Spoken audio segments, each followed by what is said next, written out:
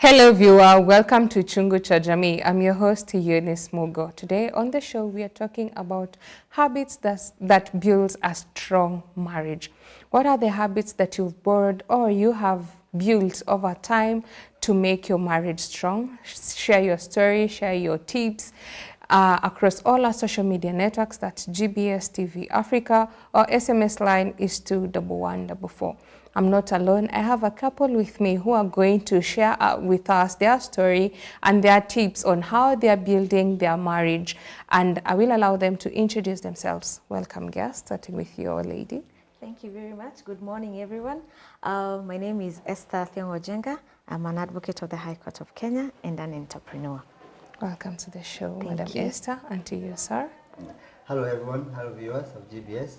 My name is Atairas Njenga. I've been here before and I'm looking forward for a wonderful session. I'm a paramedic by trade. I'm also a life coach and an entrepreneur as well. Welcome to the show, Mr. Tyrus. Today, as we are talking about habits that build a strong marriage, just by the name habits that builds a strong marriage, what is your perspective in regards to that, Esther? Habits that build a strong marriage. Thank you, Eunice, for that and for inviting us.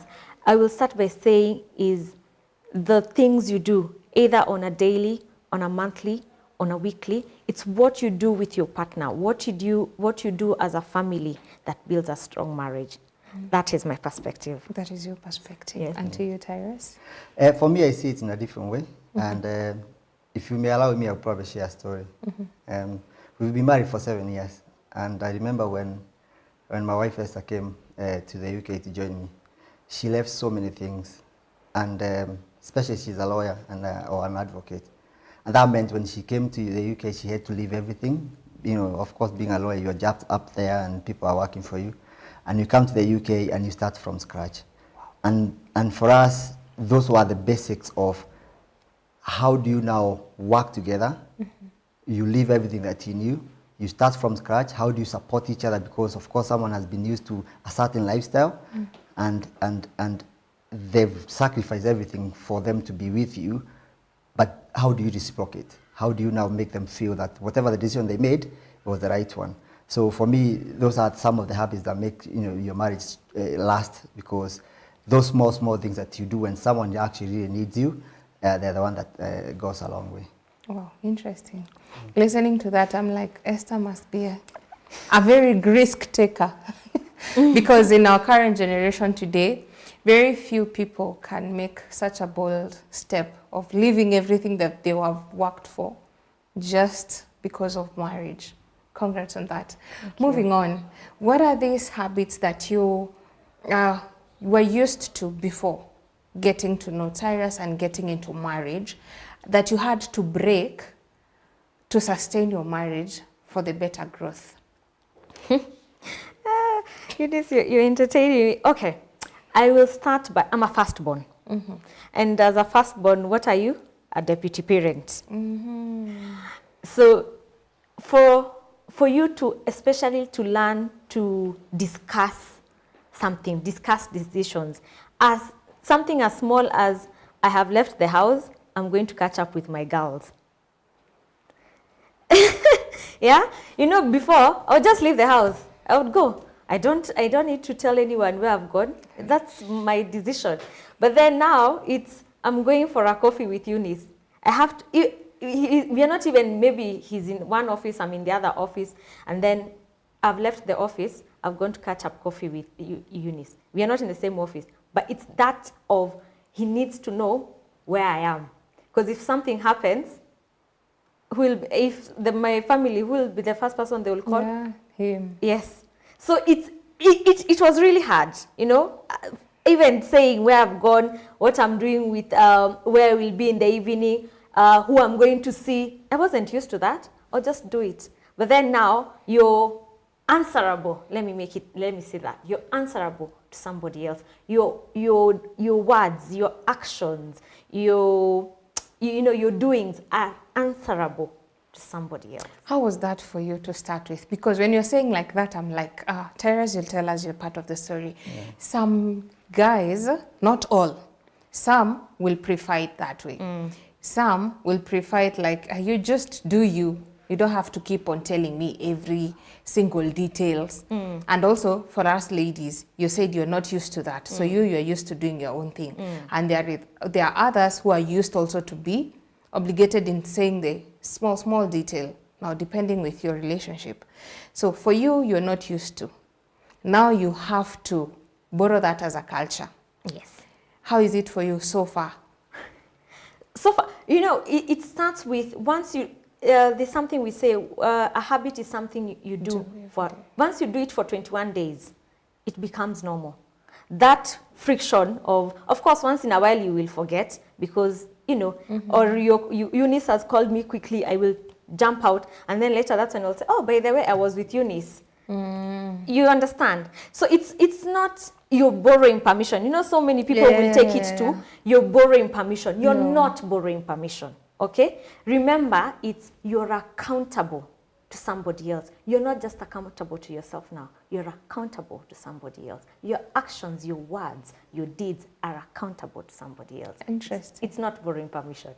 I like your clarification because a lot of people mistake that being accountable on saying where you are and borrowing permission, which you're not, because by the end of the day, whether he agrees or not, you'll still go. Yes. After all you've just said. Tyrus, how is it? What is the new thing that you had to adapt in line to Esther? I think when we met, we came in a very, very good space, because like she said, she's a firstborn, I'm a firstborn. So we are used to having that space, and some of the times, of course, you know how it used to be when you're growing up, you get punished for your siblings' mistakes. And we came together and it was easy and it wasn't hard because, as he said about communication, it's not because she's borrowing permission, but it's just to make me aware of what's happening and being answerable to the other person. And this communication goes both ways. For me, and we've maintained this culture. If I go, and I feel I would still text her and I say, I'm going to see so-and-so. Not because I need to borrow permission, or not because she will tell me why you're going to see so-and-so, but because, like we said, we are answerable to each other. And also, in a line of our space, what we do, we interact with a lot of people. If now she's seen, or she's being told by someone that, you know, your husband will be seen with Eunice somewhere having a coffee, it won't come as a surprise because she's already aware of my whereabouts. And this communication, like we said, it's two-way. And when it comes to marriage, you don't own the person. And this is where I think a lot of people go wrong. You come together, she left whatever she left, I left some of my behavior, and you have to come and forge a way that suits you, because no marriage is identical to any other. So your marriage, you have to make it work based on how are you guys comfortable and how do you communicate to each other. Interesting. You've mentioned something. You had to borrow that because both of you are firstborn. So true. Allow me to put you in a corner. You said Esther left everything to join you in UK. Now, African setup, for lack of better words, men don't say where they are. You just do you. What made it so easy for you to be able to adapt the culture of being accountable to Esther and saying, letting her know what you're doing? Because mostly when you listen to men in the African setup, they don't involve their wives in a lot of things. Wanasema yeye ni mama, yeye akae tu. But you find you've adapted, for lack of better word, the westernized habit. Because in the Western, when you're even watching films, they are so used to that. It's not a big deal. But in Africa, more so in Kenya, also depending with where you're brought up from, Yes, you're right. a lot of people don't do that. How is that for you easy? It's a very interesting question you've asked there, because, again, I'll push it back to you, because in life we have people, and we normally say about the 95 and the 5% when it comes to wealth. You find a lot of people are in that category for 95%, they just follow the wind, if you may. And the 5%, they make a conscious effort.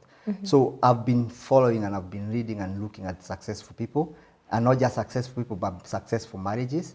Because if you want to go to a journey and succeed, you have to follow some of the ways that has worked, proven track record.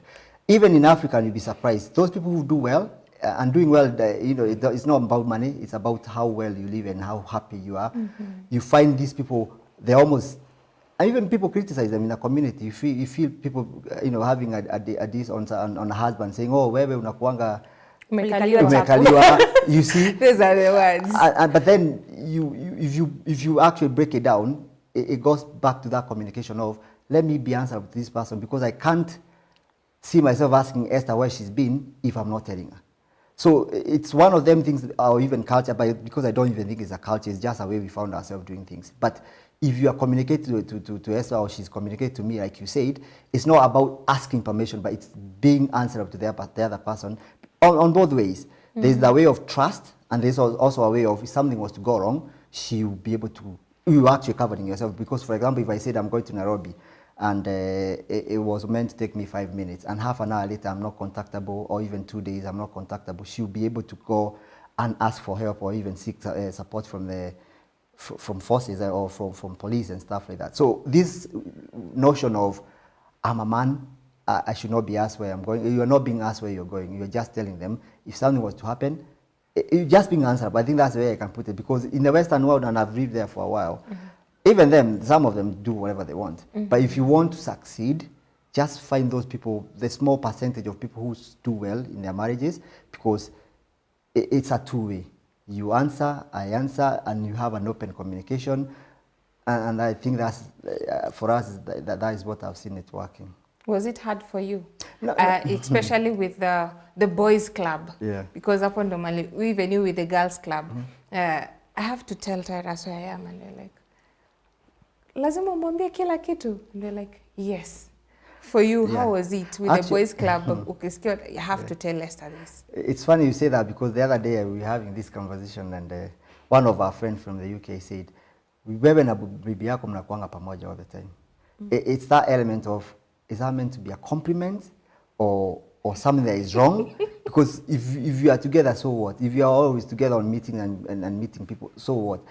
So you always find people doing that, and for me, because I know what I'm doing, and I know, for example, I'm not feeling threatened, or I know I can choose to go and not say where I am, but is that ethical? Is that what? Because I will put myself in her shoes. If I'm expecting her to be answerable to me, then of course she should expect some part of the bargain of the same sort.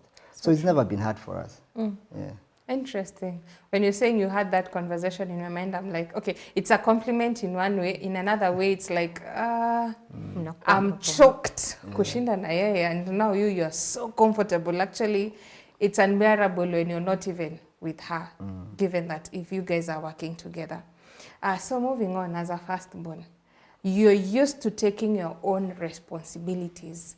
In most cases, firstborns don't make their own decision. 1, 2, they do everything for themselves and for others. You're not necessarily depending on anyone. How was it for you? Being this is in marriage, we say the man provides everything, does A, B, C, D. You're not. Were you used to being dependent away from your parents? Like someone has to do something for you. Let me tell you, I'll actually give you a story. When I relocated to the UK, like you said, UK, you have to start from the bottom. So the first about 3-4 months, it was hard for me to get a job, because it was I knew I had to start from the bottom, but it's how bottom is bottom. You understand what I mean? So it was hard because I wasn't bringing in for about 4 months. Yeah, for about 4 months, I'm not bringing any income. Not half the time. I think 16 hours I'm in the house. All I'm doing is sending out CVs, and applying for jobs. And it got to a point I was feeling I'm not a wife enough. Because you see, again, for everything, I would nipe. Having been there, now Esther has come to join you. In movies, you look and you say, hujazoea your space with someone else, where you come back and you find someone in the house waiting for you. At that time, where she was not working, you have to come back, find her. How was it? It's a very interesting point you made there, because when it comes to a relationship, by the time you're getting married, a lot of people go wrong because they barely know their partners. And barely know their partner, or knowing your partner, what qualities have you seen in your wife or your husband? What do you think that potential? For me, I knew so well that she wasn't a stay-at-home mom or a stay-at-home wife. So I know, even by that time, I knew she would go and she would get it. And even her staying and looking for a job, it was a blessing in disguise, because it gave us a culture of having an open book when it comes to pesa, money. And that is one of the biggest cause of divorces, because I think my money is my money and her money is hers, and then you don't bring the synergy together of putting everything on the table and then knowing, even now, and she can tell you, because she has a law firm and she works, we still have that open book of the money is there for us to spend, but at the same time we know what we need to do. So we don't go out there, of course, splashing everything, but you have that discipline of knowing the money is there, I can still access it, but at the same time we've come together, even then, when I was actually the only breadwinner, I would still sit her down and I would tell her what we need to do, as if she was still bringing something on the table, because it's not just monetary, she's bringing ideas. So we say, today or this month I have this money, because I was in the army, like I said, and also I would do some part-time jobs. So month by month you probably have extra more, and the other month you just have enough to cater for basics. So based on what we are, we will just sit down and say, this is what we have, these are the things that we need to do, these ones can wait. There's something we say with Esther about firm but fair. It's that element of knowing what's a priority, what needs to be done today and what needs to be done tomorrow. And you cannot do that. You can only do that when you have that open book, openness. You sit down, you open everything, you say, these are the expenses, I have this, you have that, and then what's the best for the couple, what's the best for your marriage? And then you come back, and of course you come and you prioritize. Yeah. Priority is the key thing, and also an open book conversation. Interesting. Viewer, I hope you're learning as much as I am. What is your tip? What is your interest? What is that thing that you say, this one is what is holding us down to this far? For them is communication and open book. So what is it for you? Send in your question, your comments across all our social media networks. That's GBS TV Africa, or SMS line is 21144. We'll be back shortly.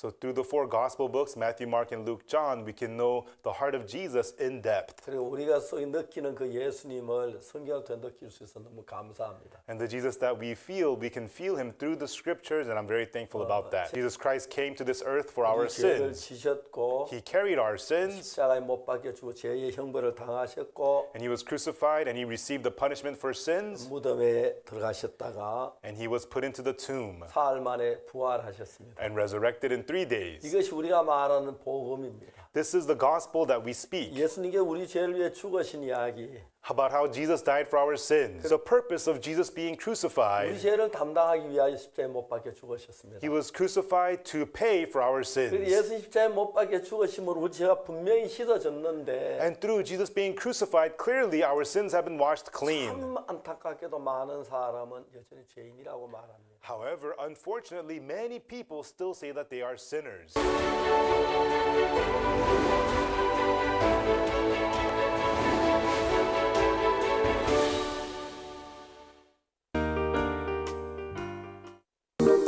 Kuna venye unaweza angalia mtu venye amevaa and you already know which type of person this is. Nowadays tuseme TikTok.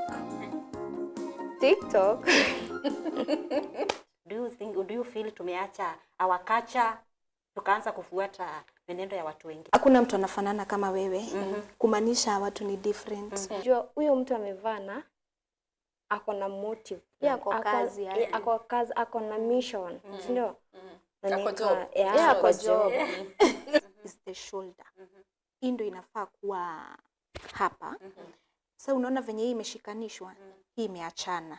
So mimi nikivaa itakaa hivi, ikuje, ikave this shoulder, but ikifika kwa hii shoulder, there's this opening. Kama kuna katatuka na kwa expose. Yeah, sasa kama ulikuwa na katatuka butterfly, kataonekana hapo.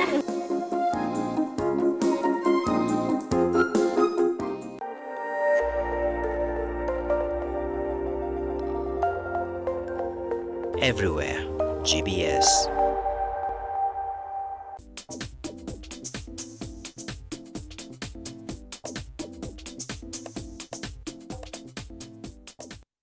Welcome back, viewer, to Chungu cha Jamii. Today we're talking about habits that build a strong marriage. What are these habits that you've borrowed? What are these habits that you've grown over a period of time that it's working in your marriage? Share your tips and comments across all our social media networks. That's GBS TV Africa, or SMS line is 21144. So before we went on a break, we've shared and we've seen communication is a key thing. Moving on, trust and also working together. And working together in the sense of security and trust. Taras mentioned something.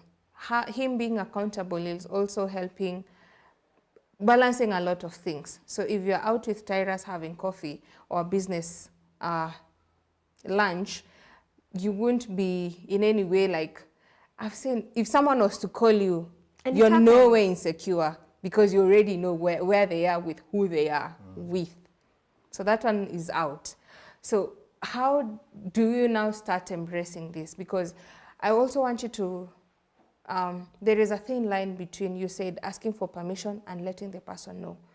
And then in this regard of trust and security, there is a very thin line between you trusting each other as a couple and also the insecurity bit of it. You want to know everything because you're insecure.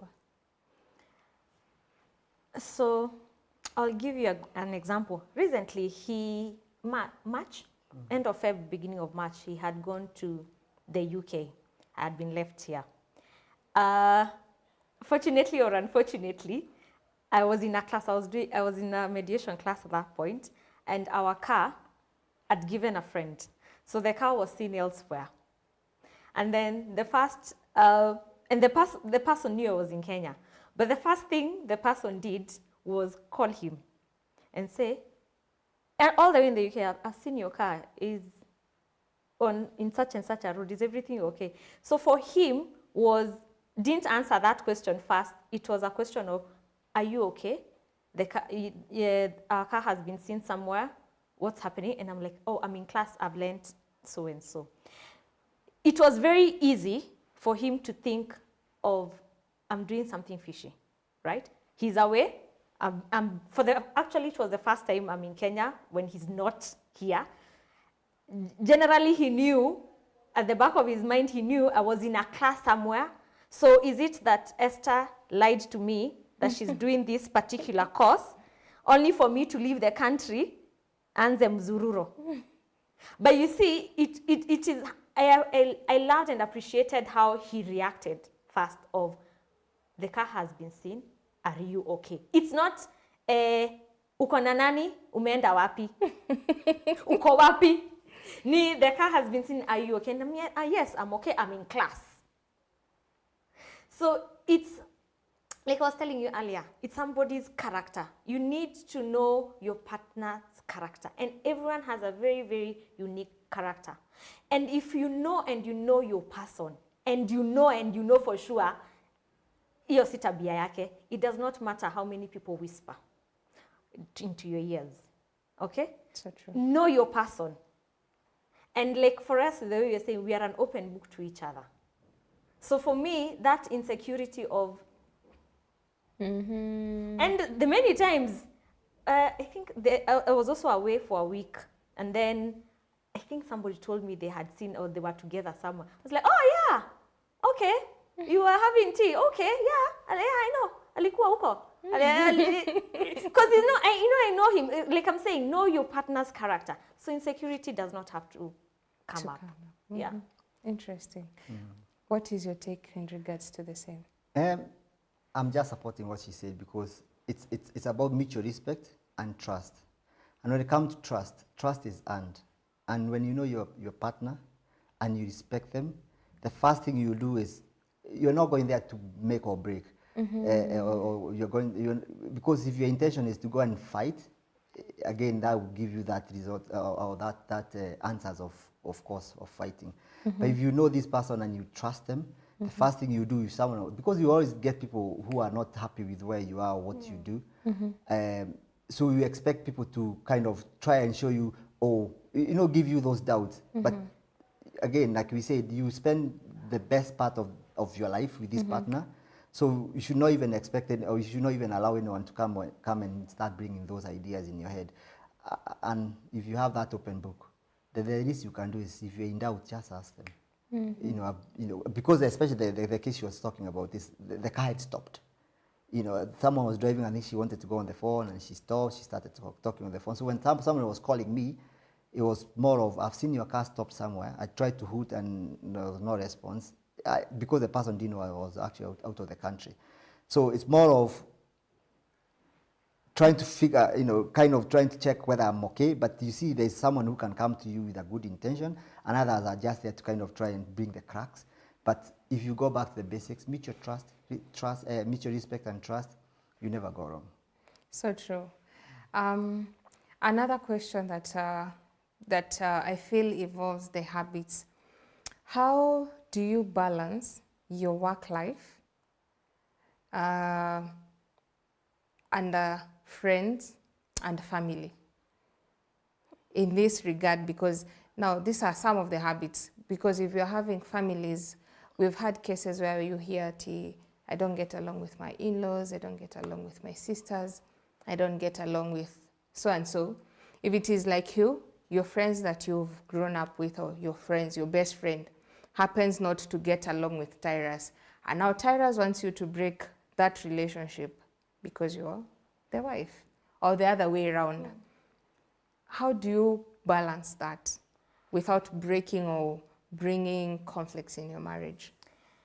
What I've learned with that, you who is bringing these two people together, you have to be very intentional in building that relationship, because you're the bond. They didn't know each other. Everyone was, but because of you, they will have to be in the same space. So you have to be very intentional in creating that relationship. And how is that done? Bring them together. Make an environment where you can be friends. Not just because of me, but you can be friends on your own. Yeah? For him, especially, like he's the only son. Yeah?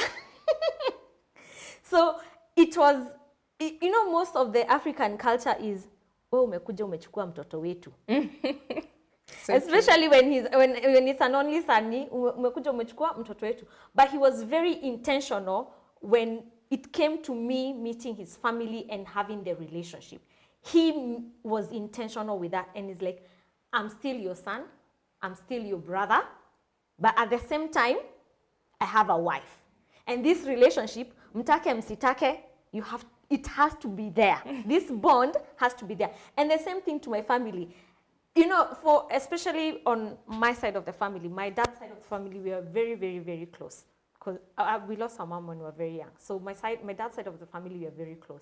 So for me, he was coming into even a bigger space other than just my dad and my siblings. There's also uncles and aunties who have brought us up. Then I have my cousins who we are very close. So it was a bigger space. But it's where I showed them, by the way, Uyu, he's here to stay.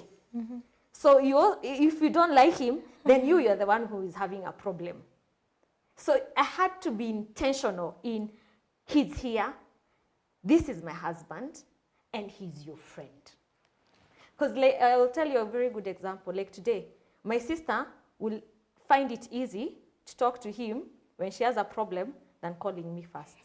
And eventually they'll tell me, oh, by the way, I talked to your sister today, and she told me 1, 2 things. Like, right, okay, sawa basi.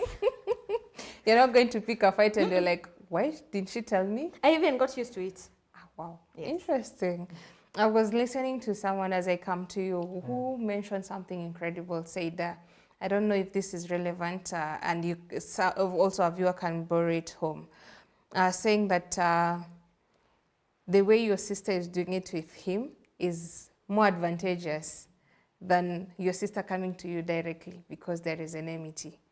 So him and Ahaf Kukwa, the best person in your family, and you have to be the best person in his family to intermarry. Tyrus, what is your take on that, and also what you had asked before? Yeah, that's very true, because when two come together, when two become one, you are agreeing to borrow not just her, but the family that she's coming with. Because if she's not happy, or if the family is not happy, then she won't be happy.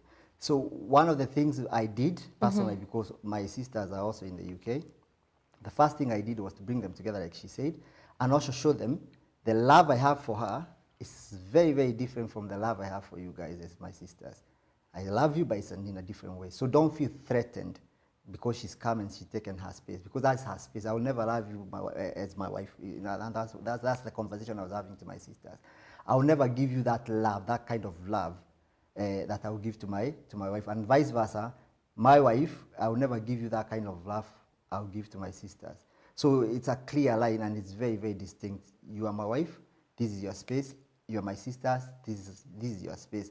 And also there's something I mentioned, and I said, you don't have to be best of friends when it comes to, you know, the in-laws or the in-laws, but just have that maturity concept of understanding this person has come to us, because some people don't lie. But if you have that maturity level of saying, she's my brother's wife, or she's my sister's husband, I respect them, and I will just live and let live. Because a lot of things go wrong when people become so petty. And again, when you don't observe that boundary. For example, you have a house in the UK, our sisters will come and they'll feel at home. But then they know there are some things they can do, and there are other things they cannot do. For example, if it comes to maybe like cooking and stuff like that, they all go to the kitchen, but they will still expect Esther to say, what are we cooking today? Well, you know, those small rules of knowing this is the wife of the house, and vice versa. When you go to them, we also become guests, but at the same time, we feel at home. So there are those boundaries that you observe. They are not, you know, they are not clear cut. They are not written there, but because of that maturity and the attitude of making or wanting things to happen, they just happen. And I normally say, when you go to something, even whether it's marriage or relationship or even a business, there's something called burning bridges or burning ships. So not burning ships. So you get to the show and you make sure you burn that ship. So there's no turning back. So when you're going there, you know this is the way, or is the motorway. So when I brought Esther, they knew I'm not going to bring someone else, or they knew she's here to stay. So the best way to do, because she's here to stay for the longest, as long as I survive, the best thing to do is just conform and just let live and live in harmony. And it's never had a problem, because we did that from the word go. Yeah. Interesting. There's something else also. You mentioned a compliment that was given by a friend. You're always together. How do you guys work together in a day-to-day basis? Spend the whole day together. You said he traveled recently without you, and you're like, it's like the first time. Mostly you're together. So we'll assume in a 24 hours day, how many minutes or hours do you stay without each other? What? In a 24-hour? I don't know. You're together. Unless maybe if he's having a meeting, a different meeting that I'm not involved, then, okay, let's say in a week, in 7 days, put together, maybe a day when we're not together. But what we do is we work together, okay? And as much as we are in the same floor, we are not in the same office, if that makes sense. Yeah, everyone has their own office. I have my own clients, he has his own clients. So we are together, but we are not together. Does that make sense? Yeah. So we also give each other space, because he's not an advocate, I am. He's better in doing business deals and negotiating contracts than I am, right? So it's giving each other space as much as we're on the same floor or we're in the same business together. It's giving each other space and allowing each other to grow in their own space.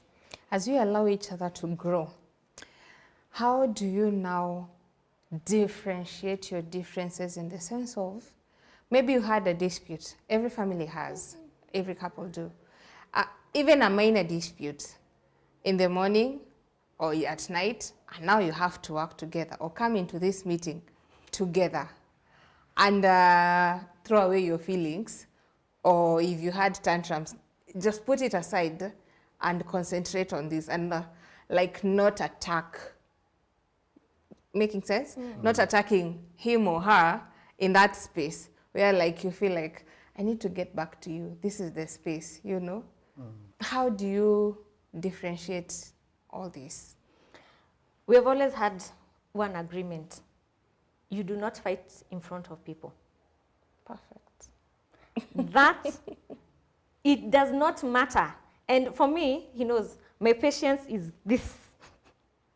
Yeah? But it does not matter how mad I am about to, you know, go with the roof and fly, and that is, even though that's how angry I am, you never, ever fight in front of people. So either fight in that car before you step out and go into that office, finish your fight, okay? Or, Gioni, let's go home, let's have our fight. But at the end of the day, we will not sleep. That's the other agreement we had. We are not going to bed angry at each other. Wow. That will not happen. Yes, even though we'll have to stay for 24 hours, having this fighting together, not fighting against each other, fighting together. Let's do it. Hakuna kulala bas until everyone has said their piece.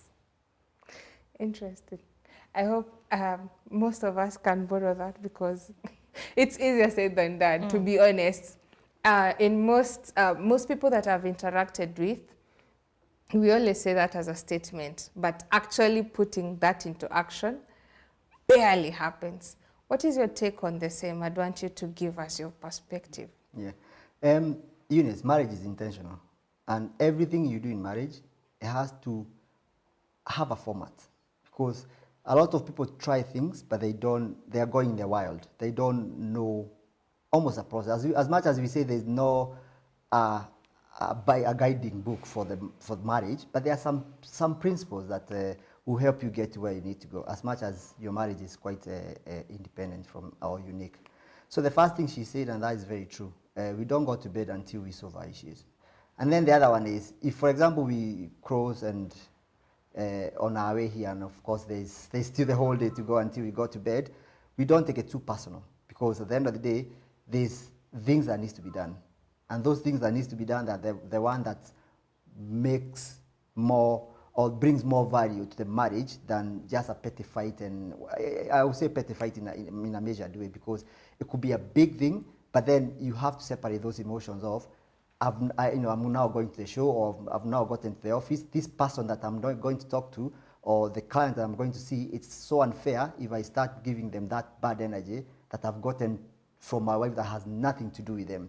So it's having that maturity and almost discipline of knowing this is how far it goes in terms of being in check of your emotions, and then you deal with it later. Because at the end of the day, when you cross, especially when we talk about communication, and communication is also part of listening, there's a message that is being conveyed, and unless you go and brush that thing under the carpet, then you're always going to get some answers. So for example, if she complained of something, then it's up to me to kind of reflect throughout the day. If for example, we cross in the morning, reflect throughout the day, so that by the time we are now having or going to the evening to have a chat, I would have seen what I've done and how I would have done it better.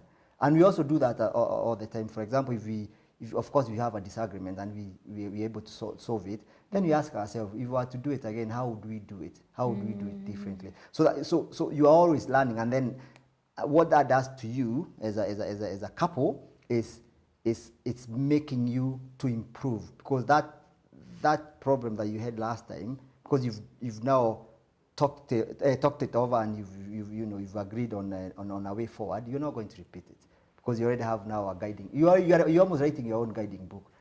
This guidebook, I think you should tell us more about it, because as a life coach, I'm like, do you have such a guidebook that helps I think we should us? write one. Viewer, I hope you're learning as much as I am. Send in your question, your comments across all our social media networks. That's GBS TV Africa. Our SMS line is 21144. We'll be back shortly.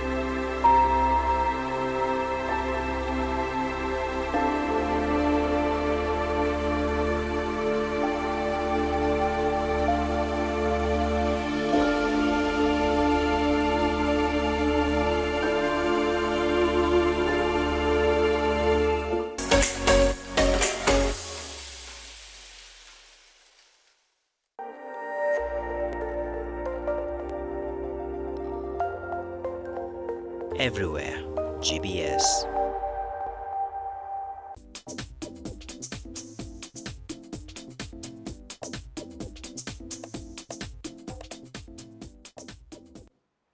Welcome back, viewer, to Chungu cha Jamii. Today we are talking about habits that build a strong marriage. What are these habits to you? What are the breaking points, the strong points? Share your story, share your comments, share your tips across all our social media networks. That's GBS TV Africa. Our SMS line is 21144. So before we went on a break, Tyrus, as a life coach, you've mentioned the guidebook or the guidelines. Tell us more, because I think this is where we get now the tips. Yes. Uh-huh. So we spoke about, of course, being very intentional when it comes to what do you want in life, especially what do you want out of your marriage. Because some people are there to stay, and I believe everyone that goes to a marriage, they know this is my lifelong partner, and I'm here to stay. Because with that intention and that intention alone, you know all the challenges, because as much as we are talking and everyone thinks our life is all figured out, we all have our ups and downs. Sure. But then it's how you deal with your downs, and because that is when you actually need every energy so that you can go to the to the highs. And the best thing to do is just to do basic things. For example, like we've actually spoken about your roles and responsibilities, knowing what you're supposed to do in a marriage, is if you're a wife, your husband, and doing them to the best of your knowledge, so that you're not, of course, you're not giving half-baked and then you're expecting the other partner to give it their all. And also that element of understanding when you're having conflicts, what's your intention? Are you actually going there to break, or do you have an intention of making it work? Because again, at the end of the day, it's all about the attitude. If you have a good attitude, you want things to work, then of course you're going to find answers. But if you have a negative or bad attitude, you're going there to rebuke as opposed to, of course, to build. If you go and start demeaning and talking to your partner like, like they're nobody, of course that energy they're going to borrow, and you're not going to get anything in return. You're just going to get a negative energy, because if they feel threatened, the first thing you do is just to try and push or punch so that you can have a space. So you don't want to choke someone because they've done something wrong, or choking by of course hurling bad words and stuff like that. It's understanding why did they say or do what they did. Because like we said, if someone is throwing a tantrum, they are throwing a tantrum because maybe they've been trying to talk to you and you're not listening, or maybe there's something you've done that's wrong. And if you give yourself that space of understanding, I might be in the wrong. Let me try and even look back and see what have I done and how can I do it better. And I think those are the things that that kind of helped us to get where we are, because we know the only thing that we know is to know that we know not.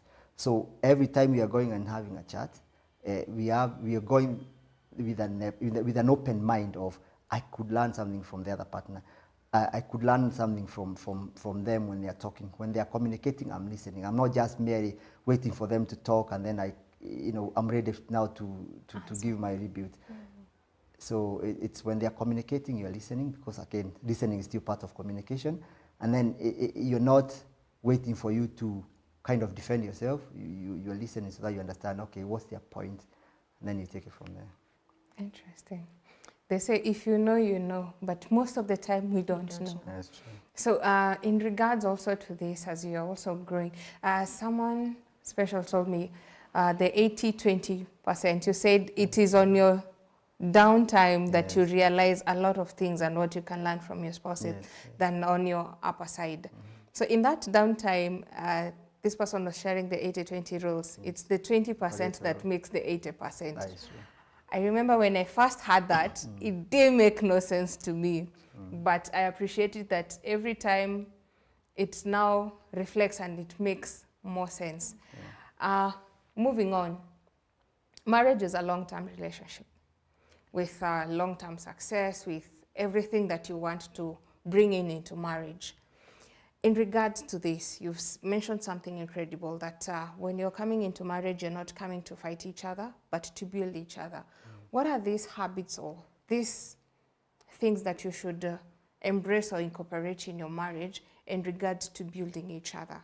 You're an advocate, you're an entrepreneur, stroke, a doctor, and your strength and weaknesses are different from his. How do you build and nurture each other so that by the end of the day, one doesn't feel like I'm putting too much effort than he or she is in this relationship? First things I will say, his weaknesses are my strengths, and my weaknesses are his strengths. One thing, I love my husband and I love him to bits. But, kusahau. What? Forget it. I have tried everything. Bought a notebook, bought a diary. We have a PA who has a diary. It doesn't work. So now I have realized, because he will forget even something we have agreed to do tomorrow, is leo jioni, we will go through the to-do list for tomorrow. And if something is going to be done tomorrow at 11, at 10:30, I'll remind him, at 11, we are doing 1, 2, 3, 4, 5 things. That's why I'm saying his weaknesses are my strength. Because I'm very good. I'm very good at planning. I can even plan 3 months from now what we are going to do this, we are going to go see, blah, blah, blah, blah. But for him, it's ni sahi. It's what right now is what he knows. Yes.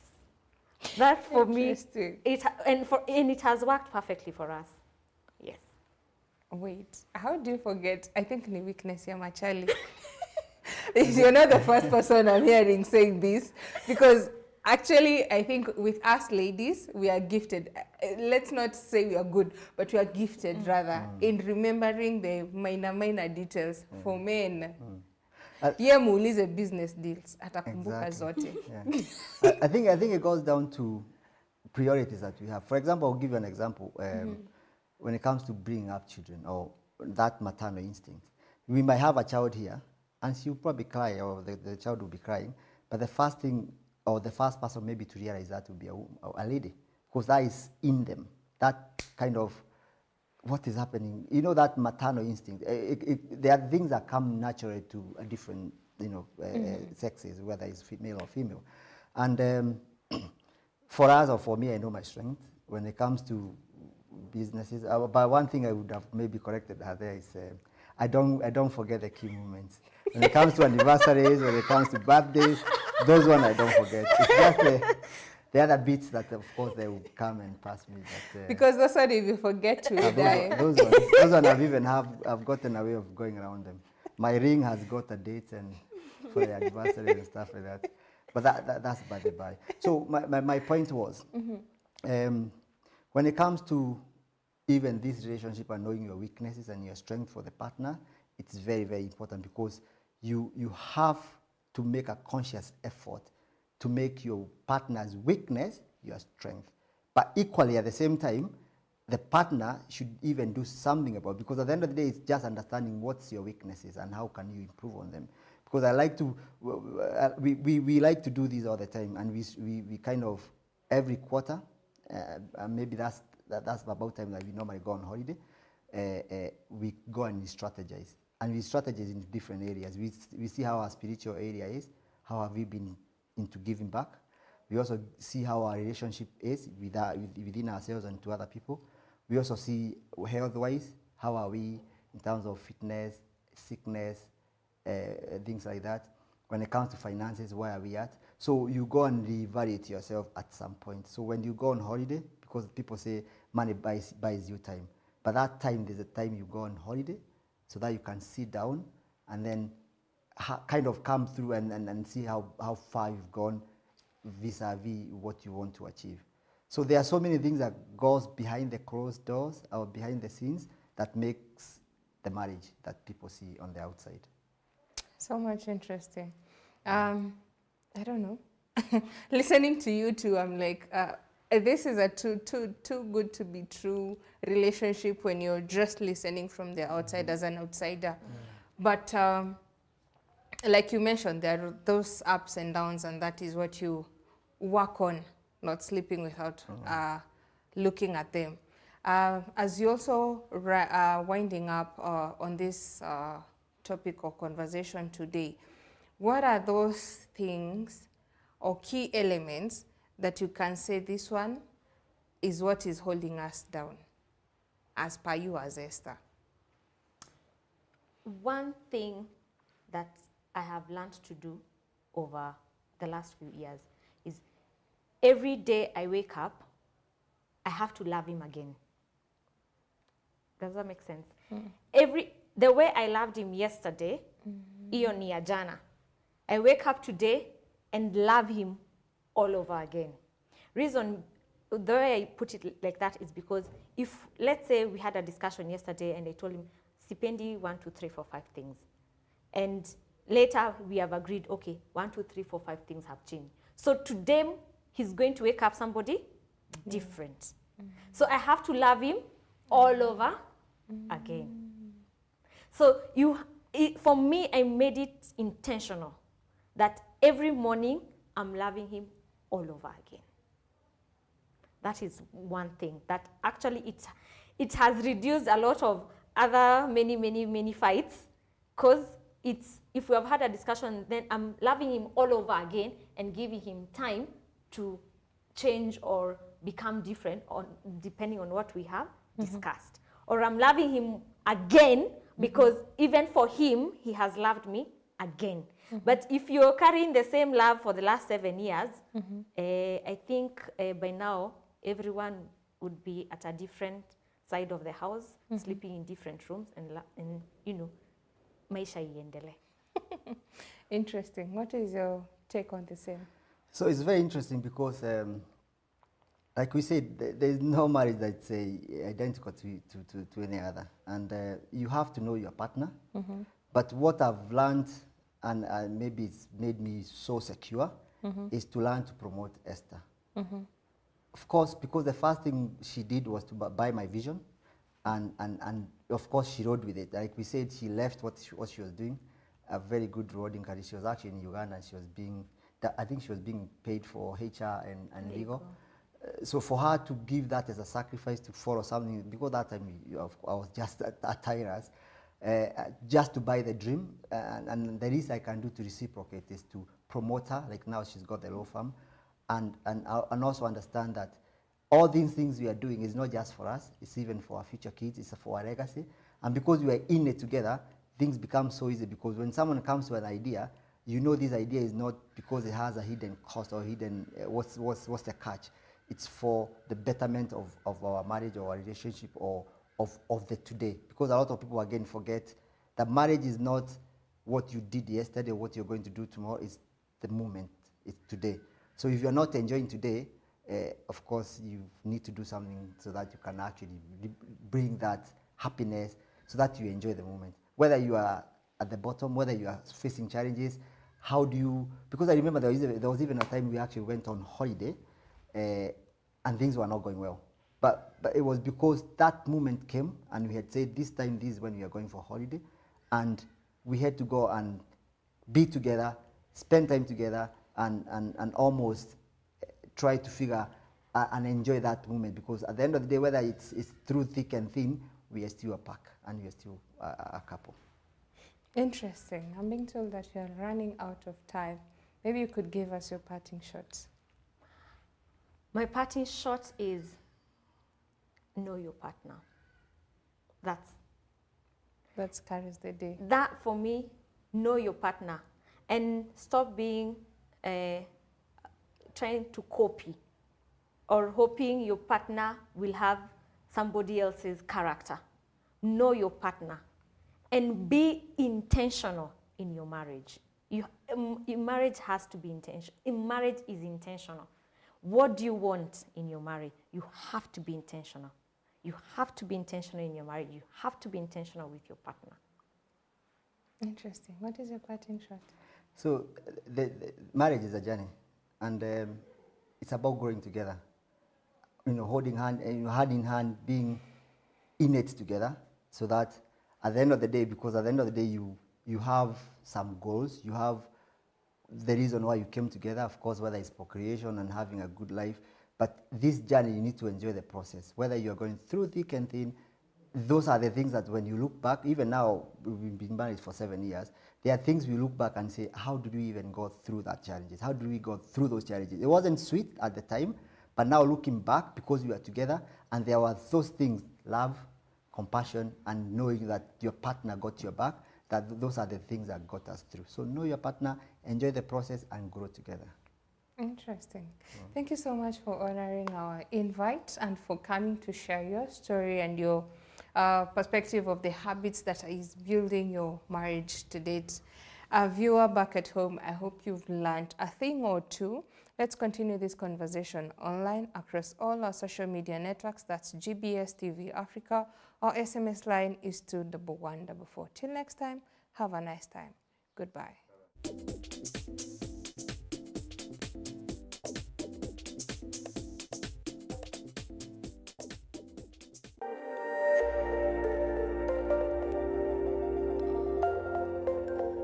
Everywhere.